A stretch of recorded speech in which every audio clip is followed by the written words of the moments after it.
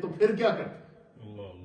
کیوں اللہ تعالیٰ یہ بار بار فرشتوں سے کیوں پوچھ رہا ہے؟ تاکہ جو لوگ میری یاد میں بیٹھے ہیں، میرے ذکر میں بیٹھے ہیں، ان کا فرشتے ذکر کریں۔ تو نبی پاک نے فرمایا فرشتے عرض کریں گے کہ بارے الہ، جدو وہ جنت کو بغیر دیکھے اتنی محبت سے وہ تیری بارگاہ میں جنت کا سوال کر رہے تھے، کبھی قیام کی حالت میں، کبھی رکوع کی حالت میں، کبھی سجدے کی حالت میں، کبھی تلاوت قرآن کی کیفیت میں، جب وہ بن دیکھے اگر وہ اتنے انہماک سے تیری عبادت اور تیری بارگاہ میں متوجہ تھے، تو اگر جنت کو وہ دیکھ لیتے تو ان کی تو کیفیت ہی کوئی اور ہوتی۔ جب یہ بات فرشتے کہتے ہیں تو نبی پاک فرماتے ہیں کہ پھر اللہ تعالیٰ فرشتوں سے فرمائیں گے کہ اے میرے فرشتوں، تم گواہ رہنا۔ کیا کرنا؟ تم گواہ رہنا اس مجلس ذکر کے اندر، اس اجتماعی عبادت کے اندر جتنے میرے بندے بیٹھے ہوئے تھے، میں نے ان سب کی بخشش کر دی ہے۔ سبحان اللہ۔ اللہ فرماتا ہے کہ فرشتوں تم اس پر گواہ رہنا۔ پھر نبی پاک فرماتے ہیں کہ اللہ تعالیٰ پھر فرشتوں سے، پھر اللہ تعالیٰ چاہے گا کہ ایک دفعہ اور میرے بندوں کا تذکرہ ہو۔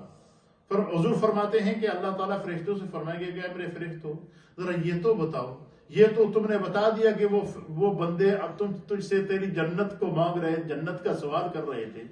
یہ تو بتا دو وہ میرے بندے مجھ سے کسی چیز کی پناہ بھی مانگ رہے تھے۔ تو نبی پاک فرماتے فرشتے عرض کریں گے کہ بارے الہ، وہ اپنے گناہوں کو یاد کر کے آنسو بہا کر گڑ گڑا کر توبہ کرتے ہوئے تجھ سے تیری جہنم سے پناہ مانگ رہے تھے، جہنم کے عذاب سے پناہ مانگ رہے تھے۔ تو نبی پاک فرماتے ہیں اللہ تعالیٰ پھر فرشتوں سے فرمائے گا کہ کیا میرے ان بندوں نے جہنم کو دیکھا ہے، جہنم کے عذاب کو دیکھا ہے، جہنم کی دہکتی ہوئی آگ کو دیکھا ہے؟ تو فرشتے عرض کریں گے بارے الہ، انہوں نے دیکھا تو نہیں تھا، لیکن ہر ایک کی آنکھوں میں آنسو ہم نے دیکھے ہیں، خوف خدا سے ان کے جسم کانپ رہے تھے، پریشان تھے کہ یا اللہ ہماری بخشش فرما دے، ہمیں جہنم سے بچا، جہنم کے عذاب سے بچا، عذاب قبر سے بچا۔ تو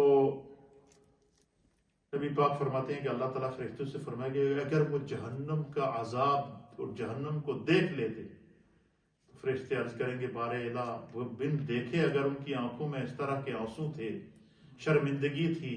توبہ تھی، استغفار تھی، اپنے آپ کو بطور مجرم وہ تیری بارگاہ میں پیش کر رہے تھے، اگر جہنم کے عذاب کو دیکھ لیتے تو ان کی کیفیت کا اندازہ تو ہی لگا سکتا ہے۔ نبی پاک فرماتے ہیں پھر اللہ فرمائے گا کہ میرے فرشتوں ایک دفعہ پھر تم گواہ بن جانا، میں نے ان پر جہنم کو حرام کر دیا۔ میرے دوستو، یہ جو مجلسیں ہیں نا، نبی پاک نے فرمایا کہ جب تم جنت کی کیاریوں سے گزرا کرو،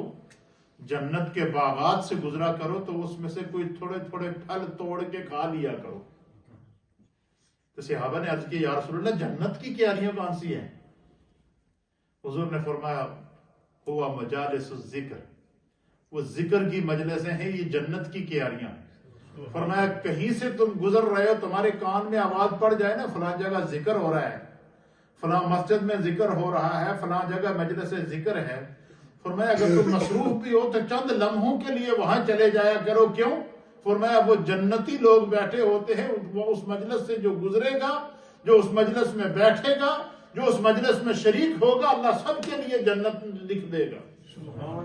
اس لیے نبی پاک صلی اللہ علیہ وسلم نے اس حدیث کے اندر فرمایا کہ اگر تم نیک لوگوں کی مجلس میں بیٹھنے کی مثال اس طرح ہے کہ جس طرح کے عطر فروش کی ہوتی ہے، خوشبو بیچنے والے کی ہوتی ہے، کہ یا تو وہ آپ کو خوشبو پیش کرے گا،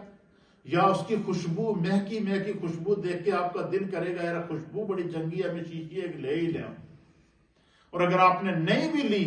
نہ اس نے آپ کو دی ہے، لیکن وہاں اس مجلس کی وجہ سے، اس خوشبو کی وجہ سے آپ کو خوشبو محسوس ضرور ہوگی۔ اسی طریقے سے حضور نے فرمایا کہ بری صحبت والے کی مثال اس طرح ہے جس طرح بھٹی چلانے والے لوہار کی ہوتی ہے، کہ فرمایا کہ جب تم اس کے قریب سے گزرو گے نا تو وہ اس کی بھٹی جب چلتی ہے نا تو اس کی چنگاریاں اڑتی ہی رہتی ہیں، اڑتی ہی رہتی ہیں، اڑتی ہی رہتی ہیں۔ فرمایا کہ جو ہے وہ اس کی چنگاری سے تم نہیں بچ سکو گے، اور اگر تم اس کی چنگاری سے بچ بھی جاؤ، حضور نے فرمایا کہ وہ جو لوہار کی بھٹی وہ لوہا کوٹ کے کبھی پانی میں ڈالتا ہے، کبھی پانی سے نکالتا ہے، تو وہاں ایک عجیب قسم کی بدبو ہوتی ہے، عجیب قسم کی جو بدبو آتی ہے۔ تو فرمایا کہ وہ تمہیں پھر وہ تمہارے کپڑے بچ بھی گئے تو پھر بھی انسان کا دماغ پریشان ہو جاتا ہے، یار کتنی بری بدبو آ رہی. آپ نے دیکھا نا کہیں سے آپ گزرے اور بدبو آئے تو انسان ناک کے آگے ہاتھ رکھ دیتا نہیں رکھ دیتا. تو فرمایا اسی طرح بری مثال ہے، برے آدمی کی صحبت میں بیٹھیں گے یا تو وہ آپ کو کسی شراب خانے میں لے کر جائے گا، یا تو وہ آپ کو کسی بری صحبت کے اندر لے کر جائے گا، یا تو وہ آپ کو کسی ایسی مجلس کے اندر لے جائے گا کہ جو گناہ کی مجلس ہوگی. فرمایا نیک لوگوں کی مجلس میں جب بیٹھو گے یا تو زبان پر ذکر جاری ہوگا، یا کلمہ استغفار جاری ہوگا، یا کلمہ توبہ نصیب ہوگا، یا اجتماعی طور پر دعا کرتے رہیں گے، یا اجتماعی طور پر دلوں کے اندر نرمی پیدا ہوگی. اس لیے میرے دوستو یہ جو مجلسیں ہیں یہ خدا کی طرف سے تحفہ ہے. اللہ آپ اور ہم سب خوش قسمت ہیں کہ ہفتے میں ایک دن ہم اجتماعی طور پر خدا کا ذکر کرتے ہیں، اجتماعی طور پر اپنے گناہوں کی توبہ کرتے ہیں، اور اس اللہ کے گھر میں بیٹھ کر ہم اپنے مرحومین کے لیے دعا کرتے ہیں، اصالہ ثواب کرتے ہیں. اس سے بھی کوئی بڑا تحفہ ہو گیا؟ اس سے بھی بڑی کوئی خوش قسمتی ہے کہ مجھے بتائیں کہ آپ یہاں سے ابھی اٹھ کے جائیں گے نا گھر، تو آپ کی مرحومین کی روحیں بھی آپ کے ساتھ خوش ہوں گی کہ اللہ کے گھر میں میرا چاہنے والا، میری نسل سے تعلق رکھنے والا میرا بیٹا، میرا پوتا، میرا نواسا جو ہے وہ میرے لیے قبر میں بھی مجھے تحفے بھیج رہا ہے. کبھی درود کا تحفہ بھیج رہا ہے، کبھی تلاوت قرآن کا تحفہ بھیج رہا ہے، کبھی کلمہ استغفار کا تحفہ بھیج رہا ہے، کبھی